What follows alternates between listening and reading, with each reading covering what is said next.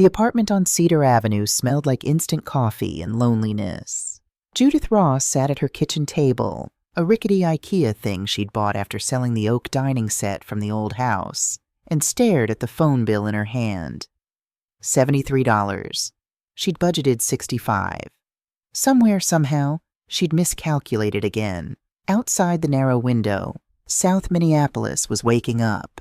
Car engines coughed to life. A dog barked. Someone's radio played NPR too loud. The sounds of other people's lives carrying on like nothing had changed, like the world hadn't stopped completely 18 months ago, when David collapsed in their garage, a wrench still in his hand, his heart simply deciding it was done.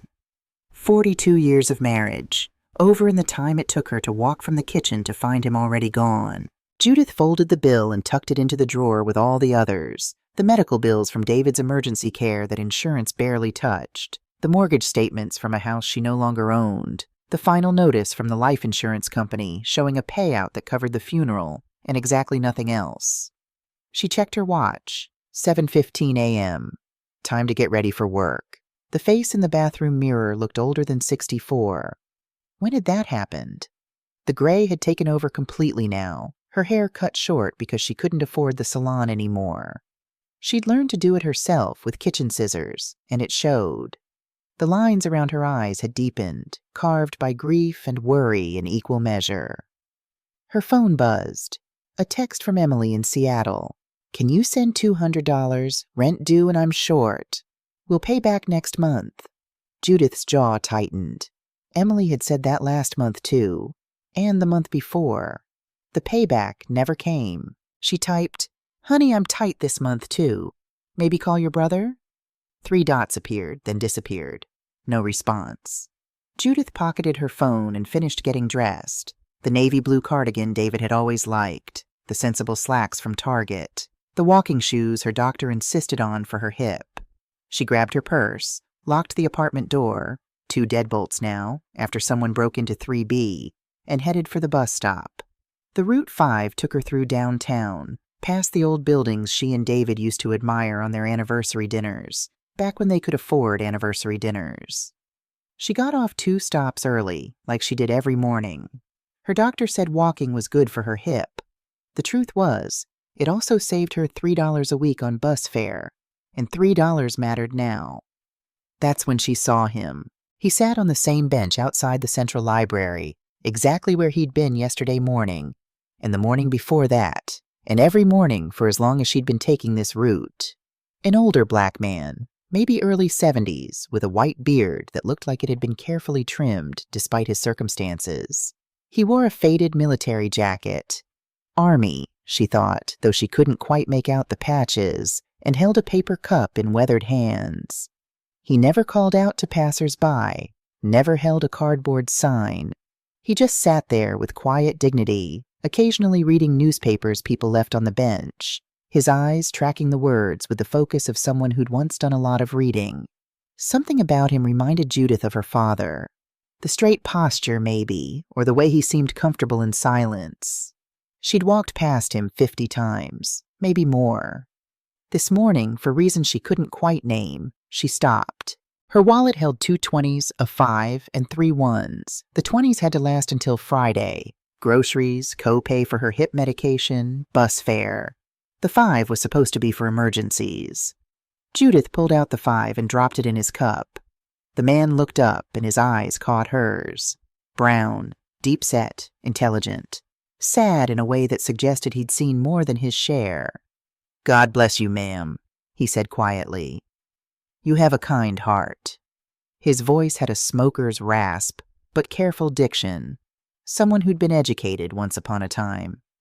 "You too," Judith mumbled, suddenly embarrassed, and hurried away. She felt his gaze on her back all the way to the corner. Harmony Hills Senior Center occupied a converted elementary school on Bloomington Avenue. The building still had that institutional feel, long hallways with scuffed linoleum, fluorescent lights that hummed, water fountains mounted too low. But the staff had done their best to make it warm. Watercolor paintings by the clients hung on the walls, plants clustered near the windows. A bulletin board covered in photos from the weekly social events. Judith had worked here for just over a year.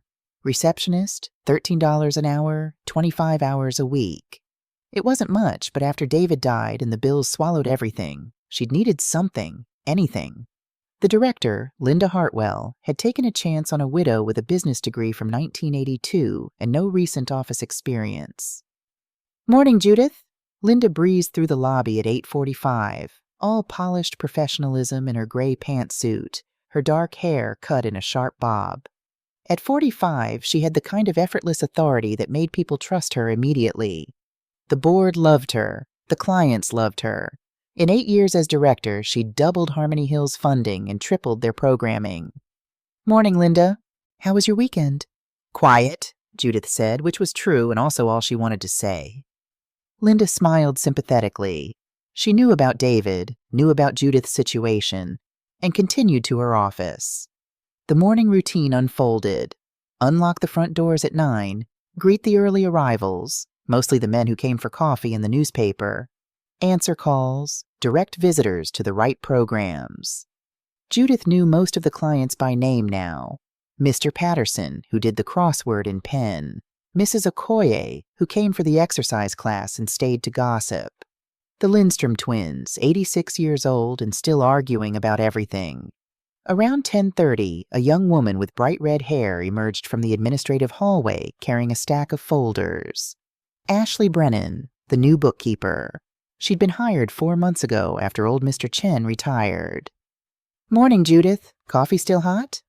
"Just made a new pot." Ashley was 26, efficient, always smiling. She wore trendy glasses and cardigans with cats on them and seemed genuinely happy to be working at a senior center, which was rare for someone her age. "You're a lifesaver." Ashley poured herself a cup and added an alarming amount of sugar. "I've got donor reports due Friday and I'm drowning." "Need any help?" "Nah, I got it. Just need caffeine and maybe a miracle." She laughed and headed back to her office. Judith watched her go, thinking how strange it was that someone so young and capable would take a job that probably paid less than $30,000 a year. But then again, who was she to judge? Everyone had their reasons. The day passed slowly. Lunch came and went. Judith ate her sandwich, turkey and cheese, the cheap kind, at her desk and scrolled through her phone. No new messages from Emily. Michael, her son in Austin, hadn't called in 3 weeks. At 5 o'clock, she clocked out, caught the bus, and got off 2 stops early again. The man was still on the bench. This time, Judith didn't just drop money and run. She stopped a few feet away, hesitating. "You been here all day?" she asked. He looked up from his newspaper, yesterday's Star Tribune. "Most of it. Library opens at 10, so I go in when it gets cold. Come back out after." "That's..." Judith didn't know how to finish the sentence. "Awful? Unfair? Wrong?" "It's okay," he said gently, as if reading her discomfort. "I got a routine. Keeps me steady." "What's your name?" "Theodore. Theo Mitchell." He didn't extend his hand. People rarely touched the homeless, but he nodded respectfully. "Yours?" "Judith Ross." "Pleased to meet you, Mrs. Ross." "Ms.," she corrected automatically, then regretted it. "I mean, I was married. My husband passed. I'm sorry for your loss." And somehow in those 5 words, she heard real understanding. "You too?" she guessed. 7 years now. Cancer." Theo folded the newspaper carefully. Eleanor was her name. Taught 3rd grade for 30 years. Loved her students more than anything.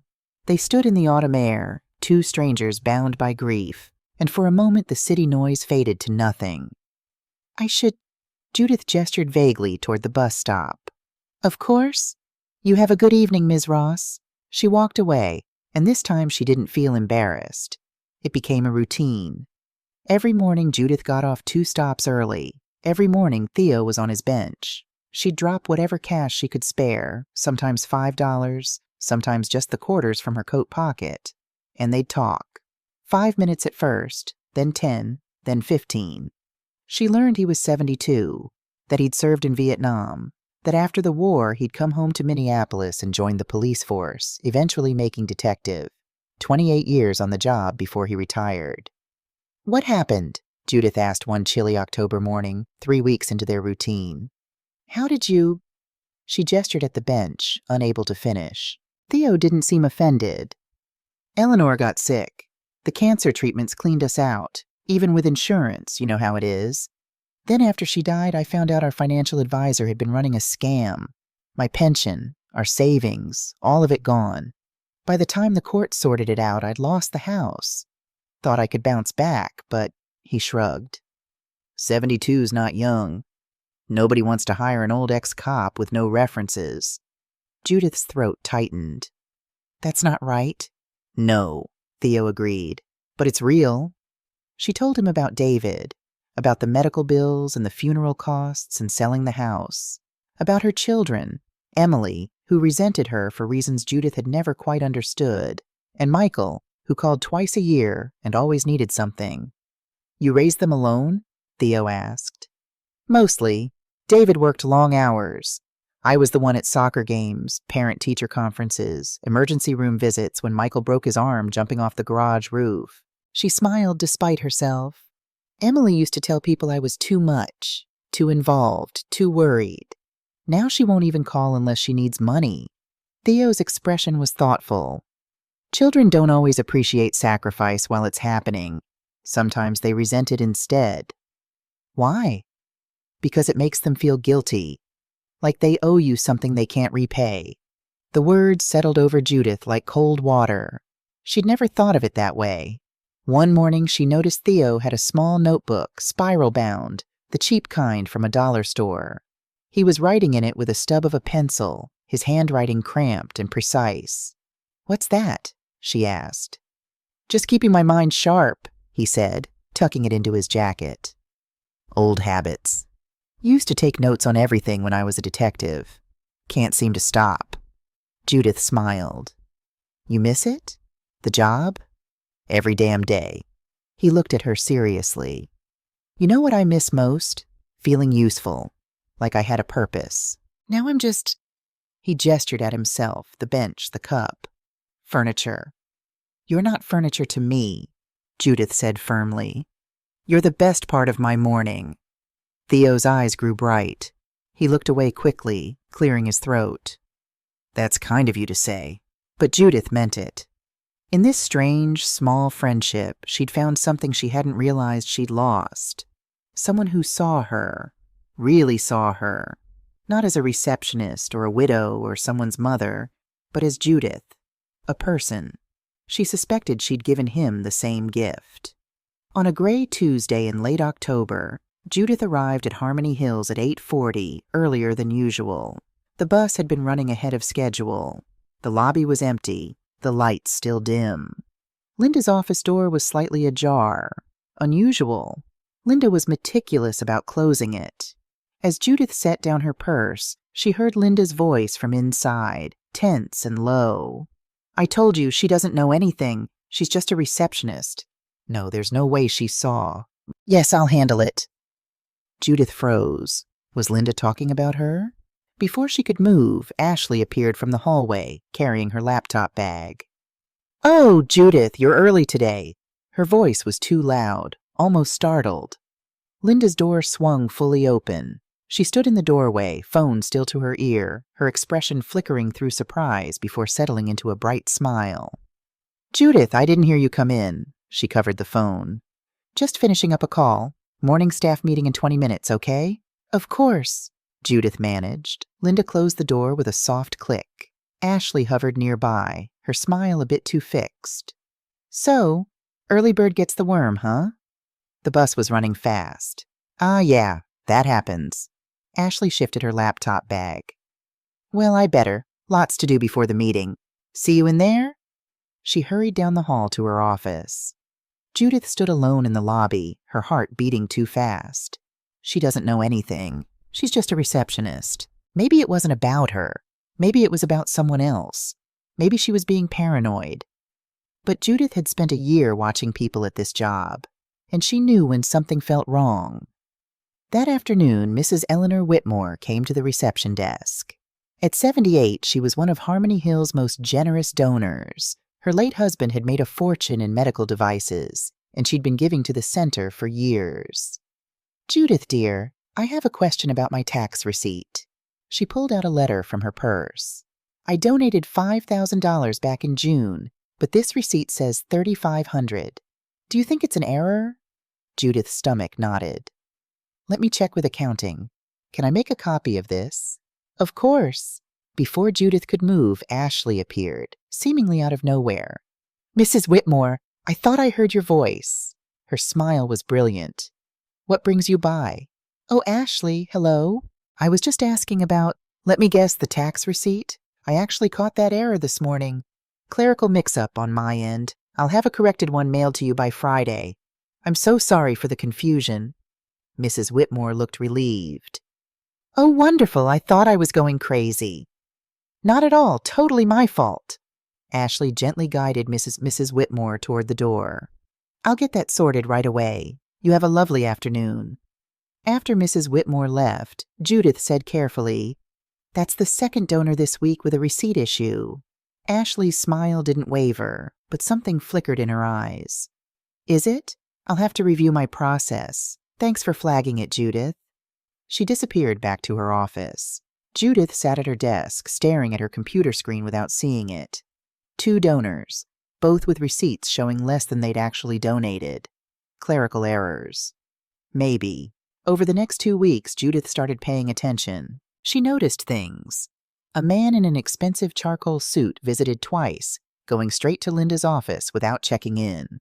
The second time, Judith glimpsed him leaving, late 50s, sharp features, cold eyes. Linda walked him out personally, their heads bent close in conversation.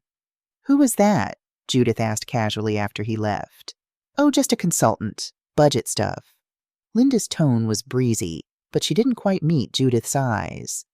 Later, Judith overheard 2 clients talking in the hallway. "My donation receipt was wrong too, but that nice bookkeeper fixed it right away." Ashley and Linda had more closed-door meetings, sometimes 2 or 3 a day. When Judith approached with questions, they'd stop talking abruptly. She started keeping notes of her own.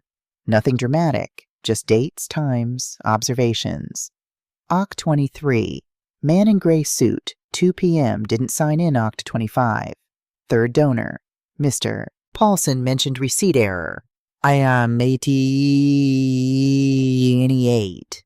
Linda and Ashley in office 3 hours. Door closed. She didn't know what she was documenting. She just knew something was off.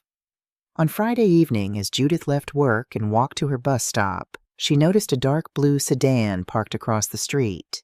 She'd seen the same car on Tuesday and Wednesday. The driver was a young man, maybe 30, wearing a leather jacket. He was looking at his phone, but something about his posture suggested he was watching the building. When Judith stared directly at him, he started the engine and pulled away. Her mouth went dry. "Paranoid," she told herself. "You're being paranoid." But her hands were shaking as she got on the bus. Saturday morning, Judith got off the bus 2 stops early with her heart still racing from yesterday. She needed to talk to someone, and Theo was the only person who would listen without thinking she was crazy. He was on his bench, notebook open, and when he saw her face, he immediately set it aside. What happened? The words tumbled out. The overheard phone call, the receipt discrepancies, the closed-door meetings, the man in the gray suit, the blue sedan. "Maybe I'm imagining things," Judith finished. "Maybe I'm just this blue sedan." Theo's voice was sharp, focused. "Did you notice the license plate?" No, why would I?" "What about the driver? Height? Build? Hair color?" "I don't know. Maybe 5'10", dark hair, leather jacket." "Theo, why are you asking this?" He pulled out his notebook, flipped through pages covered in cramped handwriting. "The man, the one in the gray suit. Late 50s? Sharp features?" "Yes, but how?" "Because I've been watching them too." Theo looked up at her, his expression grave. "And Judith, I think you're in danger." Her blood ran cold. "What are you talking about?" Theo glanced around the street, then shifted on the bench, making room. "Sit down, I need to show you something." With trembling legs, Judith sat. Theo opened his notebook to a page dated 3 weeks earlier. "I'm not just a homeless veteran, Judith. After my pension disappeared, I got obsessed, I guess you'd say, with financial fraud. I spent 3 years teaching myself how these schemes work, tracking cases across Minnesota. He turned more pages, showing her names, dates, patterns. 6 months ago, Harmony Hills caught my attention. Donation patterns didn't match public filings, so I started watching. This bench? He gestured around them. It has a clear view of your center's side entrance, the one executives use. Judith's heart was pounding. You chose this spot to spy on my workplace? To investigate a suspected fraud ring. You giving me money every morning was... He smiled sadly. An unexpected blessing, but yes. He pulled out a cheap flip phone, the kind you bought at gas stations. I've been documenting everyone who visits Linda Hartwell, including the man in the gray suit. His name is Dennis Hartwell, Linda's brother. Her brother? And this? Theo showed her a photo on the phone. Grainy, taken from a distance, but clear enough. Linda and Dennis standing in a parking lot, Dennis handing her a manila envelope. Taken 2 weeks ago. Judith stared at the image. That doesn't prove... That blue sedan you saw, I've seen it following 4 different people from your center over the past month. Theo's voice was steady but urgent. All 4 had raised questions about donation receipts or financial discrepancies. Okay, so someone's investigating. Judith! Theo turned to face her fully.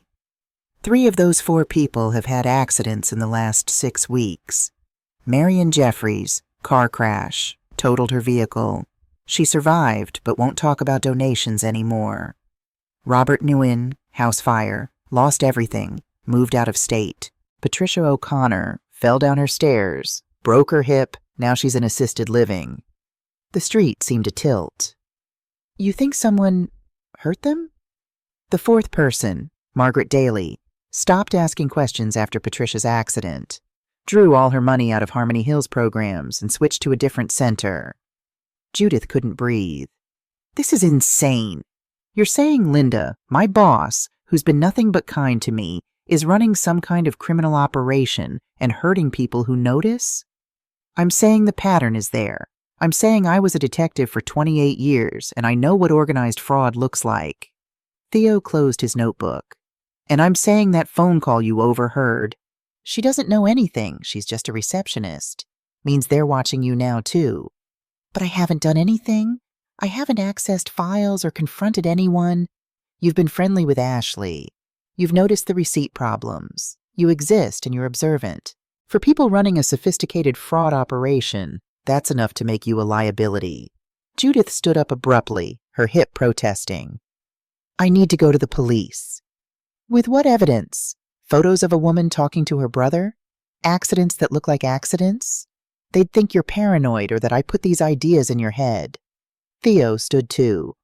We need real proof. Bank records, communication between Linda and whoever she's working with, documentation of the fraud.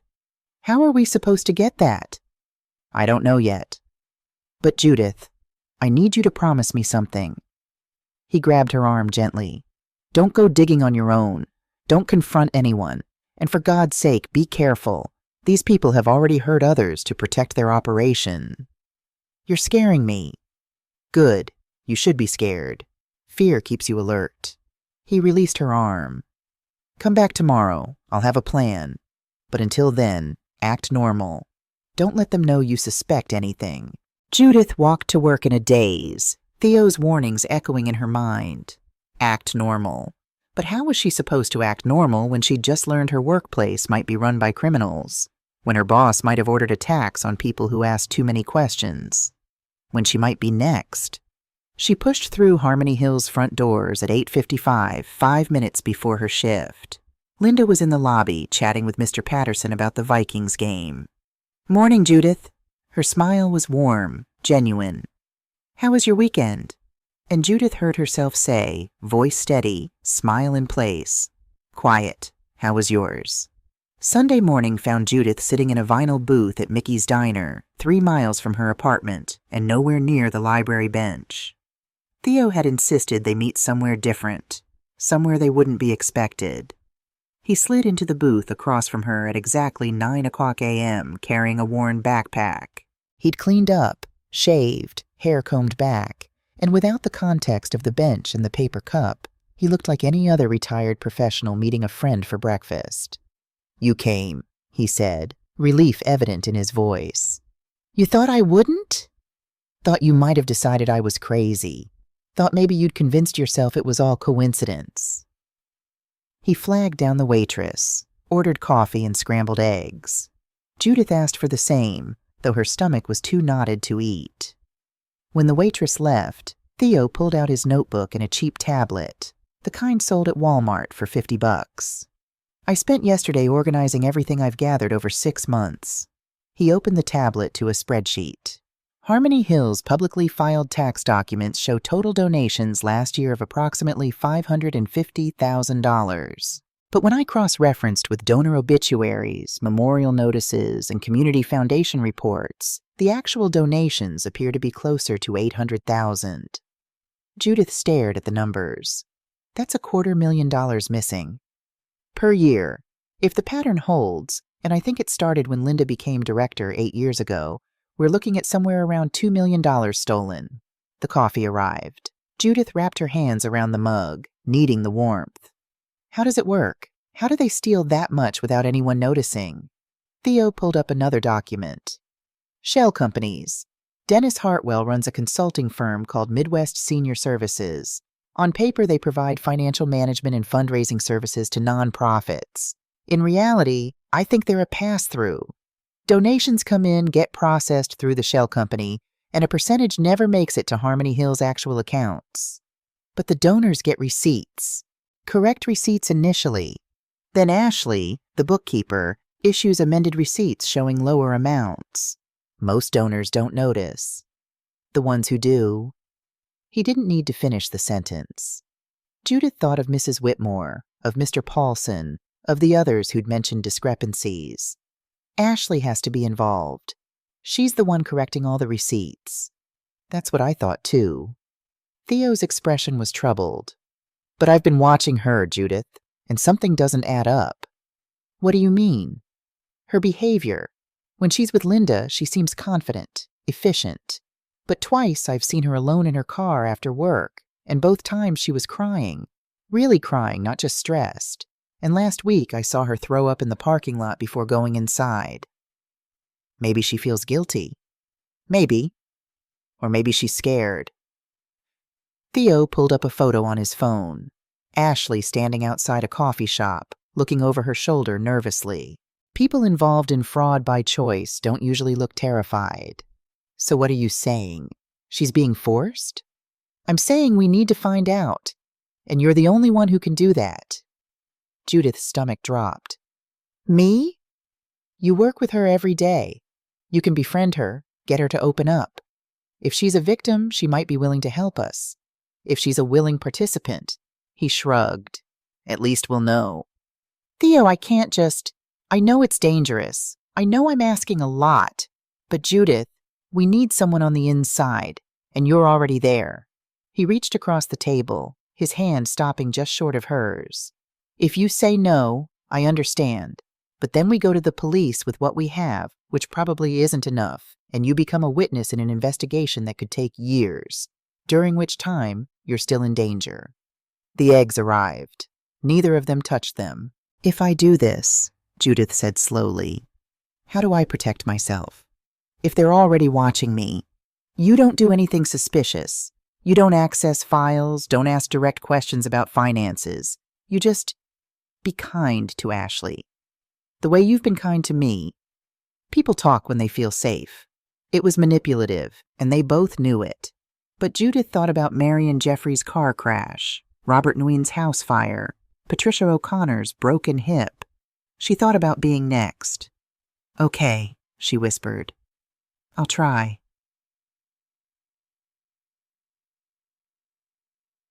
Monday morning, Judith stopped at the bakery near Harmony Hills and bought a box of mixed cookies.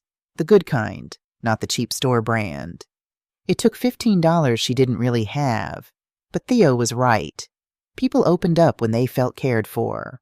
She arrived at work at 8:45. Ashley was already at her desk, staring at her computer screen with the hollow-eyed look of someone who hadn't slept. Judith knocked on the open door.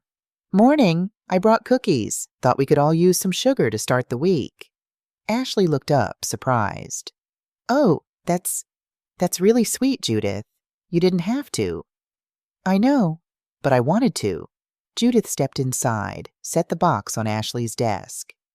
You doing okay? You look tired. For a moment, something cracked in Ashley's careful facade.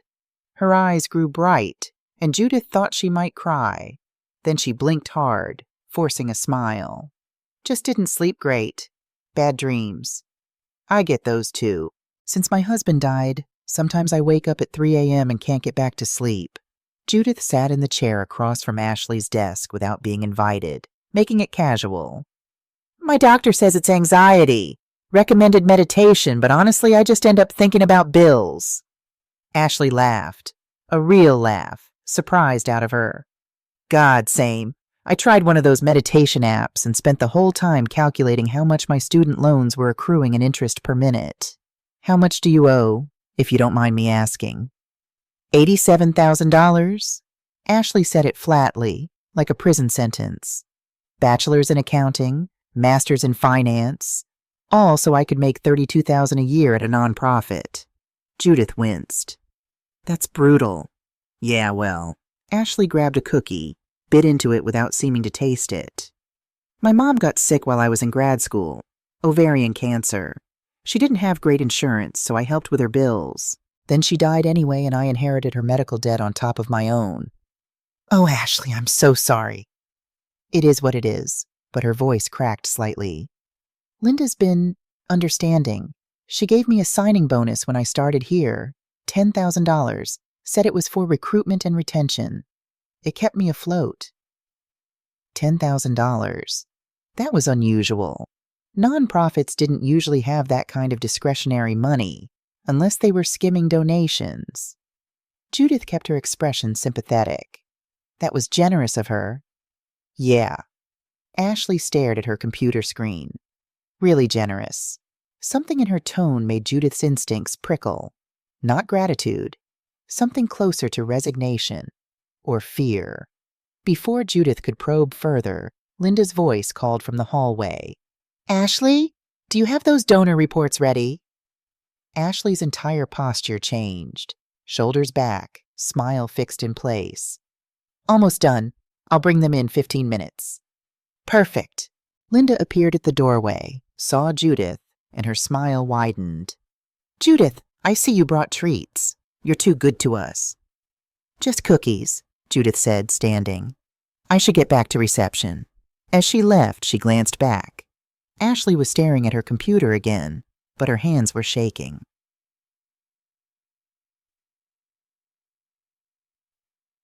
That evening, Judith met Theo at the library, inside this time in the reading room where homeless patrons often came for warmth and Wi-Fi. She's scared, Judith reported quietly.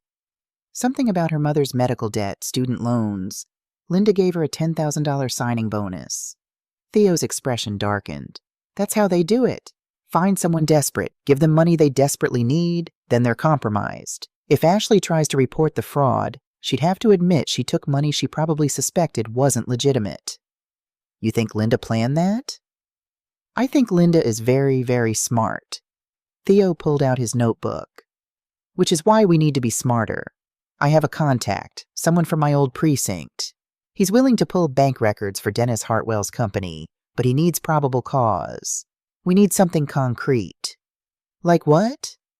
Like communications between Linda and Dennis discussing the fraud.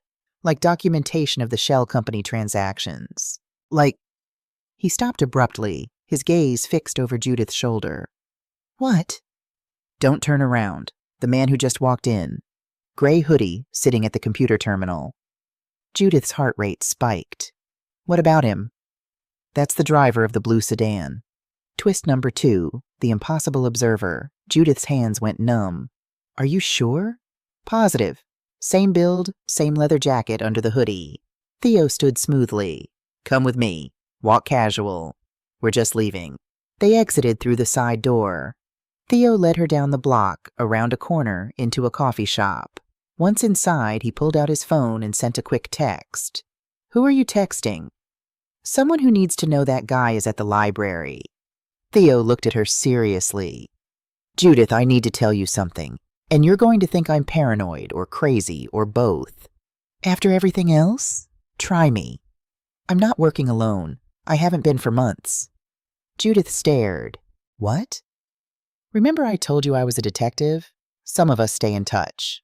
4 of us, to be specific. All retired law enforcement. All lost everything to scams or bad luck. All living on the streets now. He showed her his phone, a group text thread with 3 other numbers. We run surveillance together. You have a network of homeless detectives?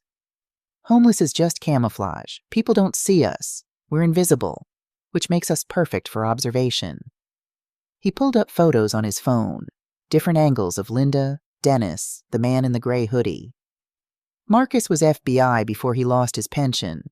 Jamie worked organized crime for Minneapolis PD. Sam was a forensic accountant. We've been watching Harmony Hills for 6 months, documenting everything. Judith's mind reeled. Why didn't you tell me this before? Because the fewer people who know, the safer everyone is. But you're in too deep now, and if that guy is following you... He didn't finish. His phone buzzed. Theo read the message and his face went pale. What? Marcus was in a van across from your workplace today. He has listening equipment. Long range, picks up conversations through windows. Theo looked up at her. Judith, Linda, and Dennis met this afternoon. They were talking about you. The coffee shop suddenly felt too hot, too bright. What did they say? Linda told Dennis that you're getting too close to Ashley, that they need to accelerate the timeline. Theo's voice was steady but grim. Dennis asked if she wanted him to call Victor. Linda said yes. Who's Victor? Victor Reeves, former FBI agent, now runs a private security company. Translation, he's a fixer. He makes problems disappear. Judith couldn't breathe. They're going to kill me. Not if we move first. Theo grabbed her hand, the first time he'd actually touched her. But Judith, you can't go home. Not tonight. Not until we figure this out. I can't just disappear. My job, my apartment. Your life is what they're planning to take. His grip tightened. Marcus has a safe house. His daughter's apartment, she's in Europe for 6 months, left him the keys. You can stay there. For how long? Until we have enough evidence to take them down. Days, maybe a week. Everything she owned was in that apartment. Photos of David, her mother's jewelry, the quilt her grandmother made. Things or life, Theo said quietly, reading her face. Choose. Judith closed her eyes. Open them. Life. Chapter 4. The Trap Springs. The safe house was a studio apartment in northeast Minneapolis, furnished with IKEA basics and nothing personal. Marcus, a tall black man with gray dreadlocks and sharp eyes, met them there. Ma'am? He shook Judith's hand firmly. Honored to help. Any friend of Theo's. I'm not sure what I am, Judith admitted. You're someone who stopped to talk to a man on a bench. That makes you rare. Marcus handed her a set of keys. Kitchen's stocked. Wi-Fi password is on the fridge. Burner phone's on the counter. Only call the 3 numbers programmed in. Don't use your regular phone. Don't access email. Don't contact your kids. My daughter's going to worry. Your daughter will worry more if you're dead. Marcus's tone was blunt, but not unkind. Linda's people are probably watching your apartment already. If you reach out to anyone from here, you risk giving away your location. Theo emerged from the bedroom with a pile of clothes. Sarah, Marcus's daughter, is about your size. I grabbed basics. It's not much. It's perfect. Judith took the clothes, feeling surreal. 12 hours ago, she was making cookies. Now she was in a safe house with a burner phone, hiding from a murder plot. Get some rest, Theo said. Tomorrow we plan our next move. After they left, Judith sat on the unfamiliar couch and stared at the burner phone.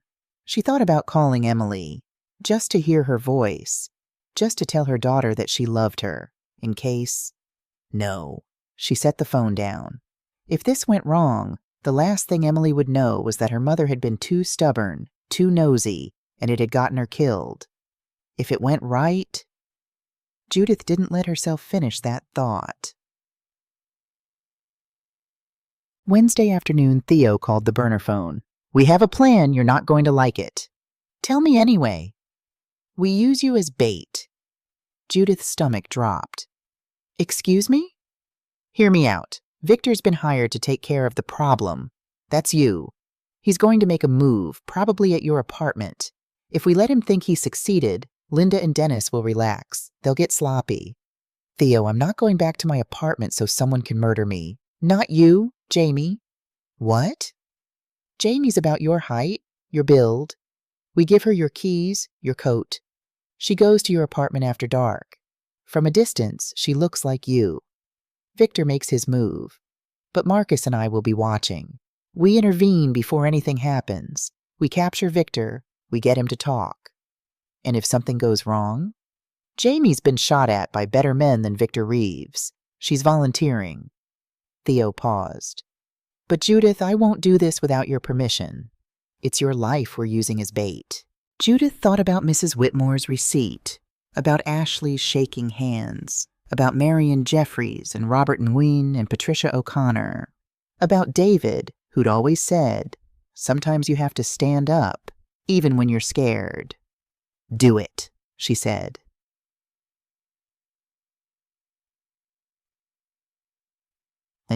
Climax 1. The attack. Wednesday night, 11:47 p.m. Judith sat in the safe house, staring at the burner phone in her hand. Marcus had told her he'd call when it was over. Until then, she was supposed to wait. She'd never been good at waiting.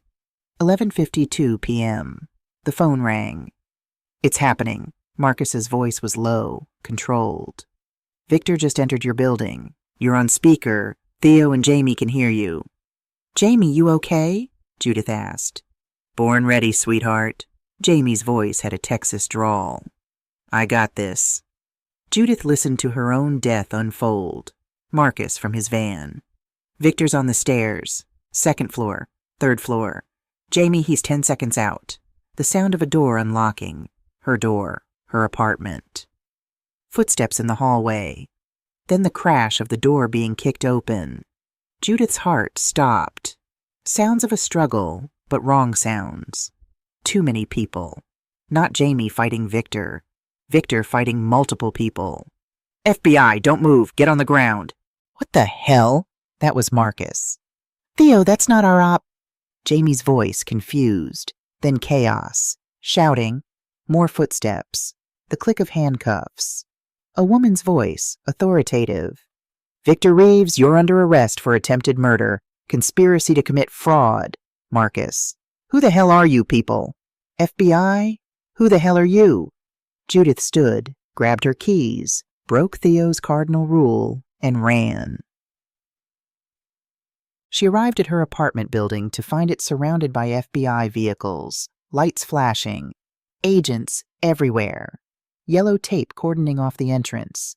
In the middle of it all, Victor Reeves in handcuffs, Dennis Hartwell in handcuffs, and Jamie, looking indignant, also in handcuffs. Theo and Marcus stood to the side, arguing with a woman in an FBI windbreaker. "Judith Ross?" The woman turned as Judith approached. She was mid-40s, sharp-eyed, with close-cropped dark hair. "Special Agent Sarah Vance, we need to talk." "What's happening? Why is Jamie arrested? Why are you alive?" Vance countered. "Our undercover operative reported you were killed this evening. We rushed the operation because we thought we'd lost a civilian." Judith's mind spun. "Undercover operative?" "Ashley Brennan, FBI, embedded at Harmony Hills 6 months ago." Vance gestured toward the building. "She sent an emergency signal at 7 p.m. Target neutralized, operation compromised." "We interpreted that as you being killed and our cover blown." The world tilted. Ashley was FBI. But she was correcting the receipts. She was working with Linda. She was documenting the fraud while maintaining her cover. The receipt corrections were part of building the case. She'd issue false receipts, then keep the originals as evidence. Vance pulled out her phone, showed Judith a photo. "Recognize this?" It was the man in the gray suit from Harmony Hills. That's Dennis Hartwell, Linda's brother. Actually, that's Special Agent Dennis Hartwell, also FBI. He's been undercover as the corrupt brother for 8 months. Judith's legs gave out. Theo caught her. Then who? She couldn't finish. Vance's expression darkened. That's what we're trying to figure out. Because according to Ashley's last communication, someone was taking her to Harmony Hills against her will, and that someone knew her cover was fake. She pulled up security footage on her phone. Grainy, time-stamped from 2 hours ago. It showed Ashley being walked into Harmony Hills.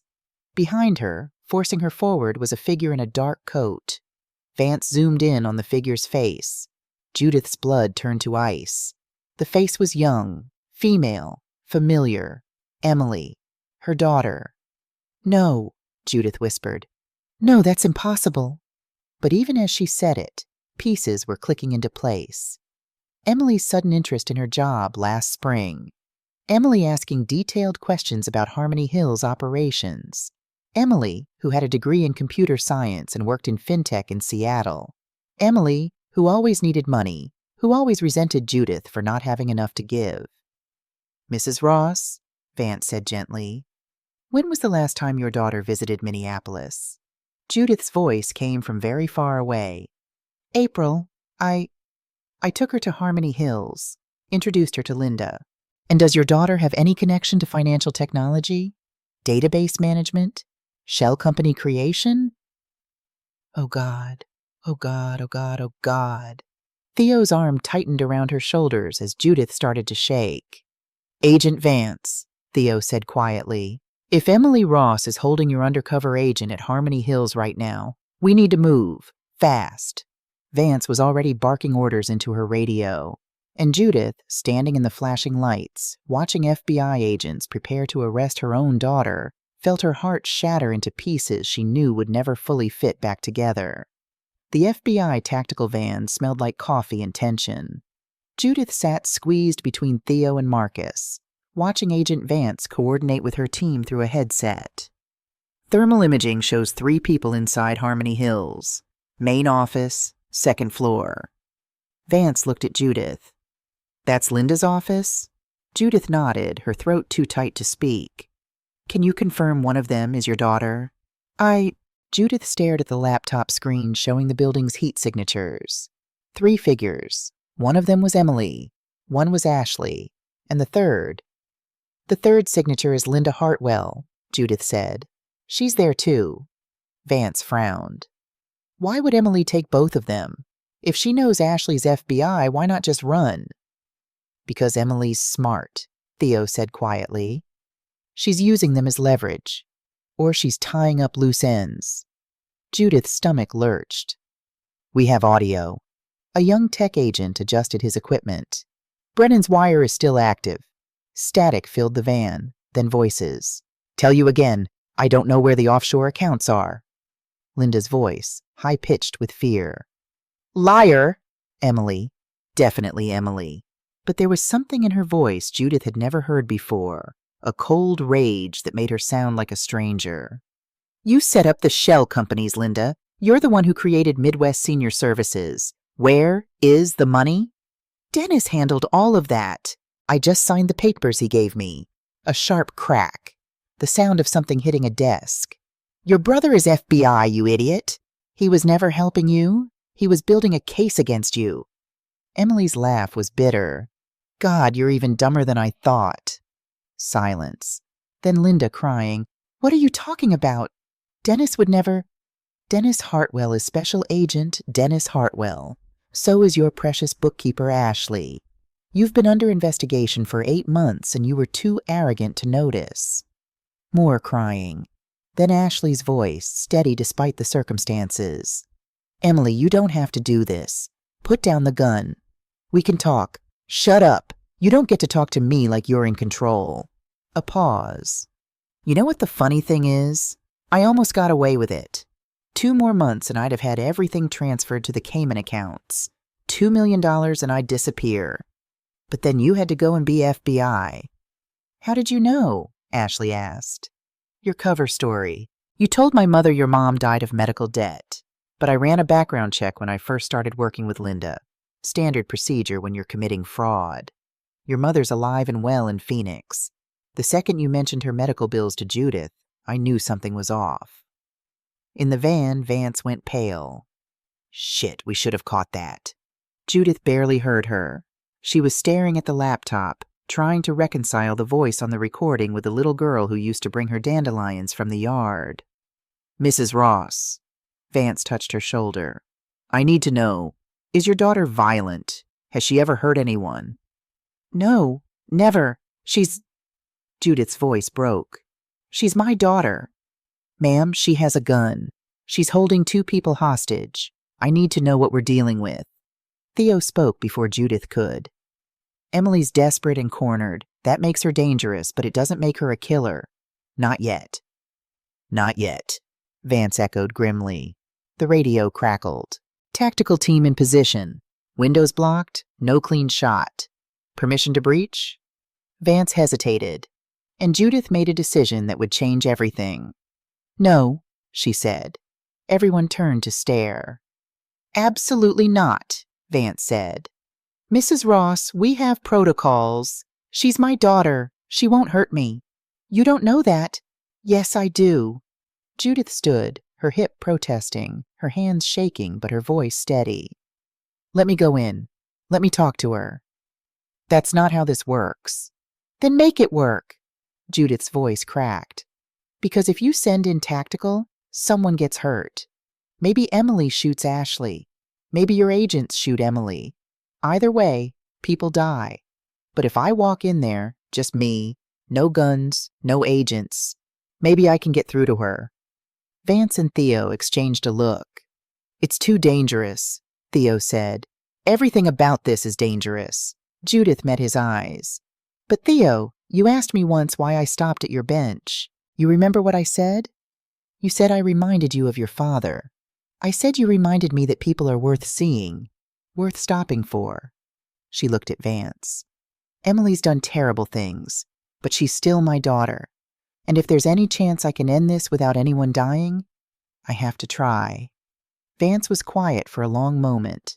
Then, wire her up. If things go wrong, we breach immediately. Chapter 6. The final betrayal. They fitted Judith with a wire, a tiny microphone clipped inside her collar. Vance gave her instructions. Keep Emily talking. Get her away from the hostages if possible. Don't make sudden moves. And Mrs. Ross? Vance's expression softened slightly. I'm sorry. I know this isn't how you thought tonight would end. Judith looked at the building where she'd worked for over a year, where she'd filed papers and answered phones and thought she understood the world. Nothing is, she said. Theo walked her to the entrance. At the door, he caught her hand. You're the bravest person I've ever met, he said quietly. Or the most foolish. Sometimes there's not much difference. He squeezed her hand. But Judith, whatever happens in there, you gave me my life back. You saw me when I was invisible. That matters. If I don't come back out, you will. She wished she had his certainty. The building was dark except for the second-floor lights. Judith climbed the stairs slowly, each step feeling like walking toward an edge she couldn't see. At Linda's office door, she paused, took a breath, knocked. Silence. Then Emily's voice. It's open? Judith pushed the door open. Linda sat in her desk chair, zip-tied to the armrests, mascara streaking down her face. Ashley knelt on the floor, hands behind her head, a purpling bruise on her cheekbone. And Emily stood behind Linda's desk, holding a Glock 19, her hand remarkably steady. She looked thin, exhausted. Her dark hair, so like Judith's had been at that age, was pulled back in a messy ponytail. She wore expensive clothes, a leather jacket Judith had never seen. She looked like a stranger wearing her daughter's face. Mom, Emily's voice was flat. You're supposed to be dead. Sorry to disappoint. How did you? Emily's eyes narrowed. The homeless guy. Theo. He warned you, didn't he? He saved my life. Of course he did. Emily's laugh was sharp, brittle. Perfect, Judith. Even the homeless people love her. Can't let anything bad happen to St. Judith Ross. The bitterness in her voice cut deeper than any knife. Emily, please put down the gun. So the FBI can arrest me? No thanks. Baby, this doesn't have to. Don't call me that. The gun shook now, Emily's composure cracking.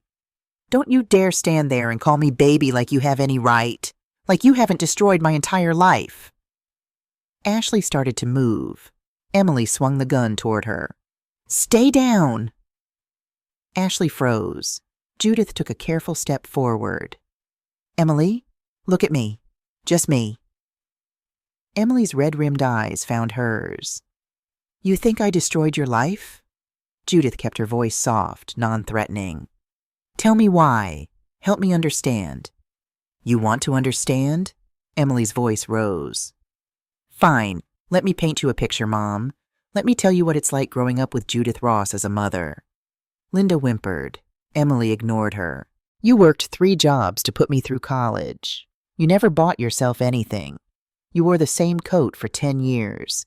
You made me birthday cakes from scratch because you couldn't afford bakery ones.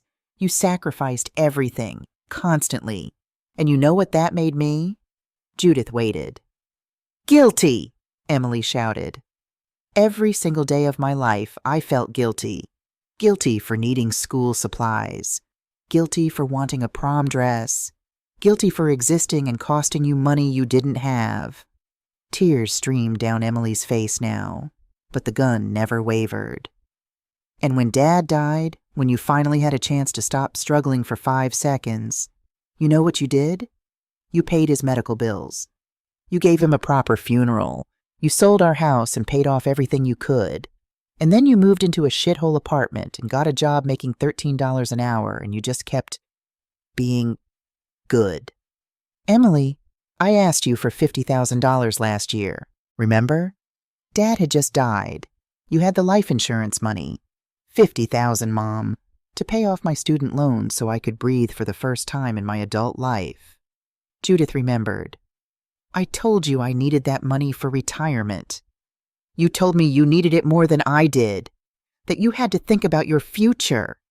Emily's voice cracked. Like I wasn't your future. Like I wasn't supposed to matter more than your budget spreadsheets. That's not what I meant. That's exactly what you meant. You chose your precious retirement savings over your own daughter. So you know what I decided? Emily wiped her face with her free hand. I decided to take what should have been mine anyway. Dad's pension, the house, all of it. You gave it all away to creditors and funeral homes. So yes, I found Linda. I showed her how to set up the shell companies, how to make the transfers untraceable. And in 2 more months, I would have had $2 million and disappeared to Costa Rica.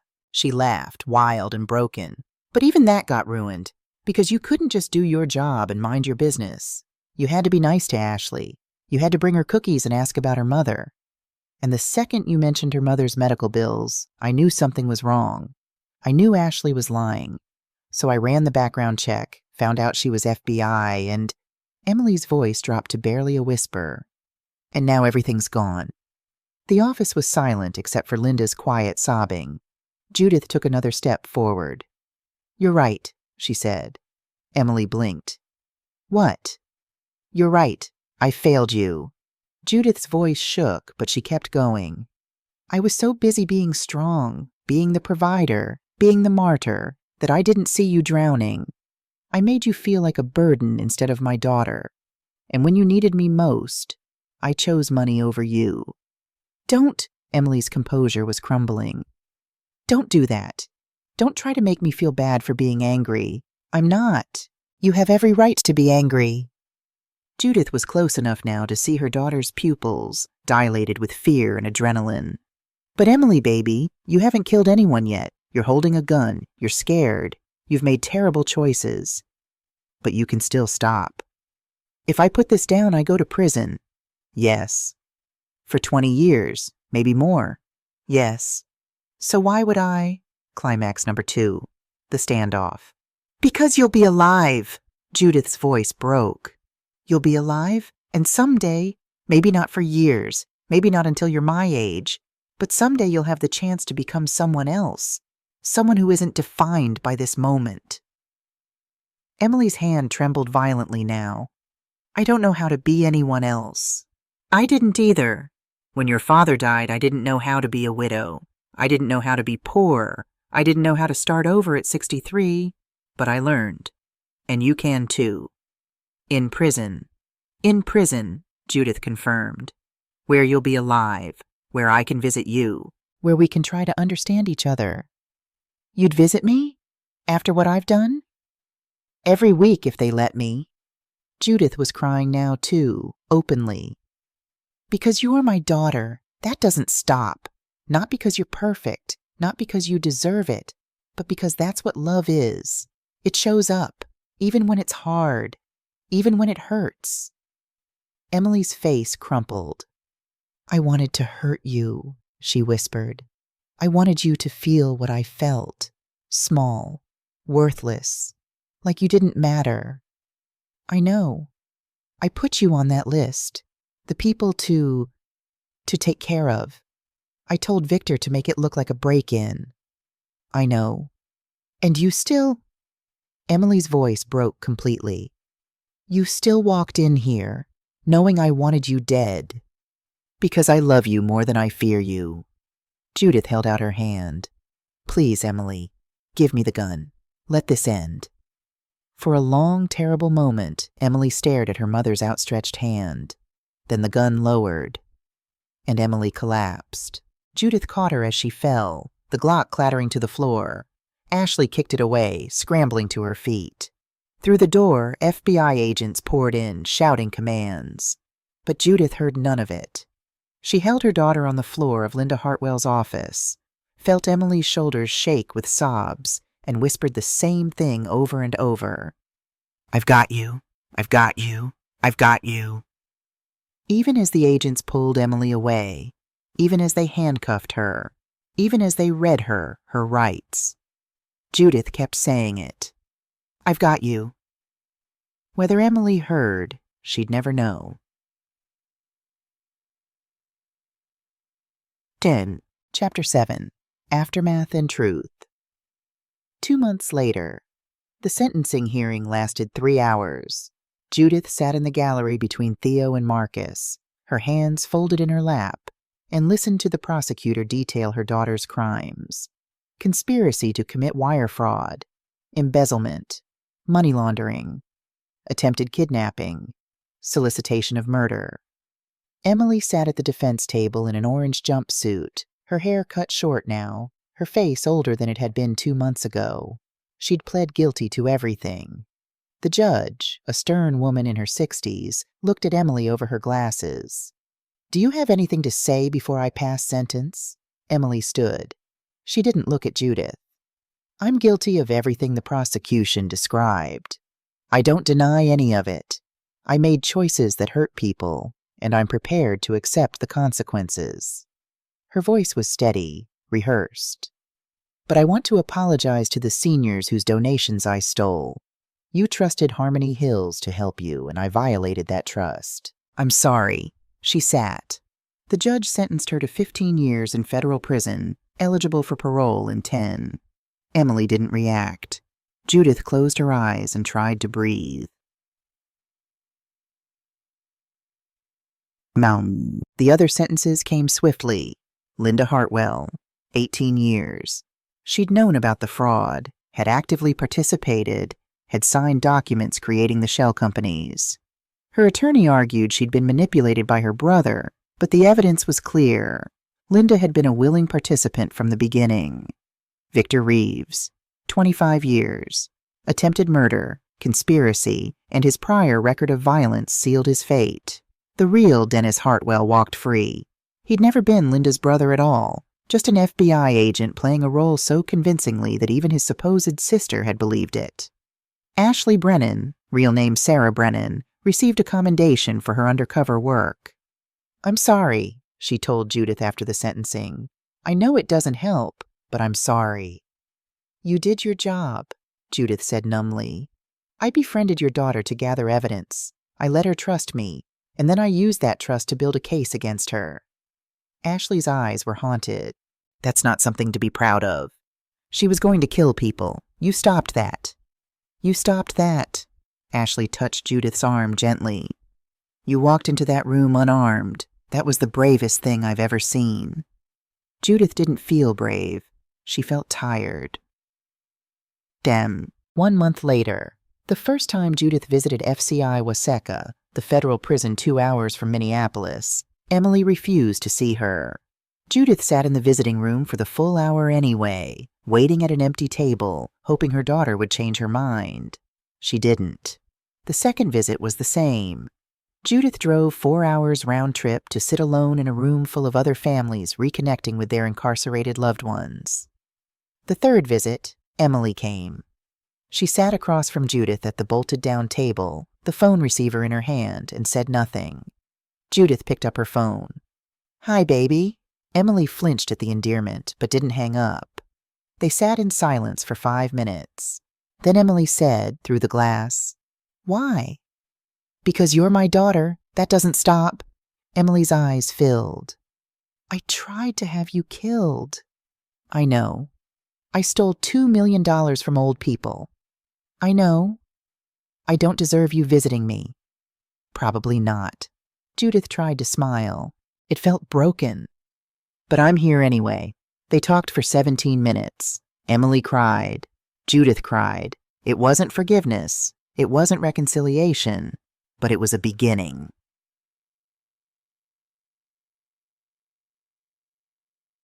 Six months after the sentencing, Theo's nonprofit, Second Watch, had grown beyond any of them expected. With the $50,000 FBI reward money split among the 4 investigators, they'd rented an office space, hired a part-time coordinator, and helped 18 homeless veterans get back on their feet. The office was next door to Harmony Hills, now under new management, with every security protocol imaginable. Judith volunteered on weekends, helping with intake interviews, coordinating housing placements, teaching resume workshops. It felt good to be useful again. You ever think about what might have happened if you'd walked past that bench? Marcus asked one Saturday afternoon. They were organizing donation boxes, toiletries mostly, and winter coats. Every day, Judith admitted. If I'd saved that $5, if I'd been too busy, but you didn't. Theo appeared in the doorway with coffee. You stopped. You saw someone who needed to be seen. That's what changed everything. That's what almost got me killed. That's what saved both our lives. Theo handed her a cup. You gave me back my purpose, Judith. You made me remember I could still be useful, still help people. Without that, I'd still be on a bench, just watching the world go by. Without you, I'd be dead, Judith countered. Then we're even. They weren't, not really. But Judith appreciated the sentiment. Her phone buzzed. A notification from the prison email system. Emily had sent a letter. Climax number 3. The letter. Judith waited until she was home to read it. She made tea, sat at her kitchen table, and opened the email with shaking hands. Mom, the therapist here makes us write letters. Most of them I throw away. This one I'm actually sending. I blamed you for everything.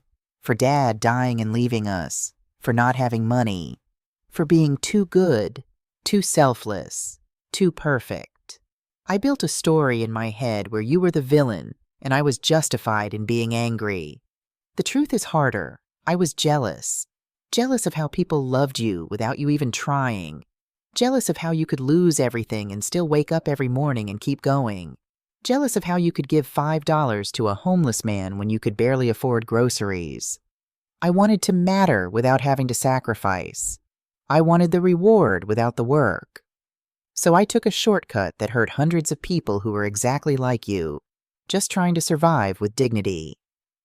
I don't know if you can forgive me. I don't know if I can forgive myself. But I'm trying to understand something. You walked into that building knowing I might kill you. You chose me anyway, even after everything I'd done, everything I'd planned to do. You chose me. That's the kind of love I stole from all those seniors, the kind that shows up, the kind that doesn't quit, the kind that sees people instead of walking past. My therapist says I spent my whole life resenting you for being good, because it made me feel like I had to be perfect too, that I saw your sacrifices as expectations instead of gifts. She's probably right. That doesn't excuse what I did, but it helps me understand why. I'm going to spend the next 15 years, maybe 10 if I get parole, trying to become someone worthy of the love you showed me in that office. Someone who stops instead of walking past. Someone who chooses people over money. Someone like you. I'm not there yet. I'm not even close. But I'm trying. There's a program here where inmates can get college degrees. I enrolled. I'm studying social work. The irony isn't lost on me. I stole from programs that help people, and now I want to work in one. But maybe that's the point. Maybe the best thing I can do is spend the rest of my life giving back what I took. I don't expect you to keep visiting. You've given me enough, but if you do come back, I promise I'll be there. Your daughter, Emily. Judith read the letter 3 times. Then she folded it carefully and placed it in her wallet, next to the photo of David she still carried everywhere. She picked up her phone and texted Theo. She wrote. His response was immediate. Good news? Maybe. I think so. That's something. It was something. Not forgiveness, not yet. Not reconciliation, not fully. But it was hope. And sometimes, Judith was learning, hope was enough. Epilogue. The Ripple. 8 months after the sentencing, Judith and Theo walked through downtown Minneapolis on a crisp Saturday morning in early spring, the kind of day where the sun felt warm but the air still had teeth. They passed the Central Library, and Judith glanced at Theo's old bench. A woman sat there now, young, maybe 30, with a military tattoo visible on her forearm. Marine Corps. She had a paper cup and a cardboard sign, homeless vet. Anything helps. God bless. Judith stopped. You don't have to, Theo said quietly.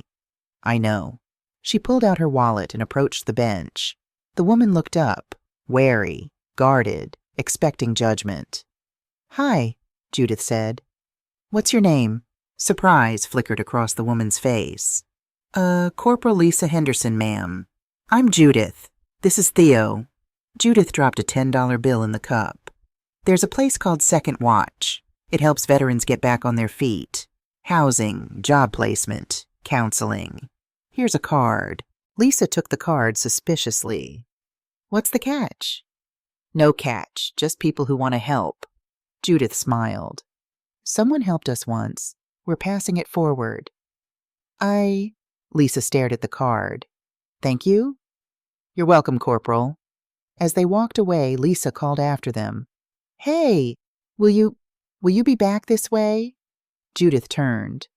Probably. Monday morning, usually. Okay, I might still be here. We'll look for you. They continued down the block. Theo was smiling. What? Judith asked. The ripple continues. It does. She tucked her arm through his. They did that now, walked like old friends who'd been through a war together, which in a way they had. You think she'll call Second Watch? Maybe, maybe not. But you gave her something more important than money or a card. What's that? You saw her. You stopped. You treated her like a person. Theo squeezed her arm gently. That's what changes everything. That's what changed me. They walked in comfortable silence for a while. Judith's phone buzzed. A text from Emily. Visiting day next Saturday. Will you come? Judith typed back. I'll be there. 3 dots appeared. Then, thank you, Mom. Judith looked at the message for a long moment. Then she put her phone away and kept walking. There was still so much broken. Emily had 10 years minimum before parole. Linda was in prison. Ashley, Sarah, had moved to another assignment, carrying the weight of everything that happened. The seniors who'd lost money would never get all of it back. But Theo had his purpose. Marcus and Jamie and Sam had homes and work that mattered. 18 veterans had roofs over their heads and hope in their pockets. And Judith had learned that sometimes the smallest choice, $5, a kind word, stopping when everyone else walks past, could create ripples that spread farther than you'd ever imagine. You know what I told my students every year? Theo said as they turned the corner toward Second Watch's office. First day of class every September? What? I told them that history isn't just about the past. It's about choices. The small choices we make every day. How we treat each other, whether we help or ignore, whether we see people or look through them. Those choices shape the future. They create ripples that spread out in ways we can never predict. Ripples, Judith repeated. That's right. You stopped at my bench one morning and dropped $5 in my cup. That was a small choice, a tiny ripple, but look where it led. Judith thought about it. Everything that had happened, the investigation, the arrests, Emily's imprisonment, Second Watch's creation, the veterans they'd helped, Corporal Lisa Henderson on that bench. All of it, everything, began with $5 and a few kind words. The world can be cruel, Theo continued. People can be cruel, but kindness exists too. And when we choose kindness, even in small ways, we change the world. We create ripples that can grow into waves. They reached the office. Through the window, Judith could see Marcus helping a young veteran fill out housing applications. Jamie was on the phone, her Texas drawl animated as she negotiated with a landlord. Purpose. All of them had found it again. Come on, Theo said. We've got 3 intake appointments this afternoon. 3? When did that happen? Lisa Henderson called. Said a woman named Judith gave her a card and she wanted to see if we were for real. Theo grinned. The ripple continues. Judith laughed, a real laugh, the kind she hadn't felt in years. She followed Theo inside, ready to help someone else find their way home. Behind her, the city carried on. People walked past benches without looking. Some stopped. Some gave. Some took the time to see. And every small choice, every tiny kindness, every moment of deciding to stop instead of walk past, all of it mattered. All of it created ripples. All of it changed the world, one $5 bill at a time.